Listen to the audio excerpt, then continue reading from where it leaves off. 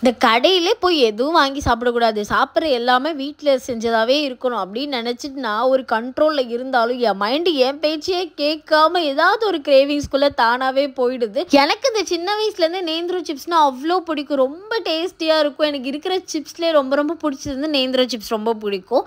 So அது சாப்பிட்லாமா வேணாமான்னு சொல்லி கிட்டத்தட்ட ஒரு வாரமாக நான் கண்ட்ரோல் பண்ணிகிட்டே இருந்து ஒரு வாரத்துக்கு மேலே சரி இதுக்கு மேலே நம்ம கண்ட்ரோல் பண்ண முடியாது அப்படின்னு சொல்லிட்டு கடையிலே போய் வாங்கிடலாம் அப்படின்னு நினச்சோம். அப்போ தான் எங்கள் அத்தை வந்துட்டு நான் செஞ்சு தரேன், இது ரொம்ப ஈஸியான ஒரு ரெசிபி அப்படின்னு சொன்னாங்க. இந்த நேந்திரம் பழம் வந்துட்டு காயாகவே இருக்கும். நார்மலாக வந்து இந்த வாழைப்பழம் விற்கிற கடையிலலாம் கூட கிடைக்கும். ஸோ அங்கே வாங்கிட்டு வந்து ஜஸ்ட்டு அதை வந்து தோலெல்லாம் சீவிட்டு இந்த பஜ்ஜி சீவுறதுல வந்து நல்லா சீவி எடுத்துட்டு அழகாக பொரிச்சு எடுத்து அதில் வந்து மஞ்சத்தூள் உப்பு மட்டும் போட்டு எடுத்தோன்னா அவ்வளோ சுவையான டேஸ்டியான ஒரு சிப்ஸ் வந்து ரெடி ஆயிடுச்சு.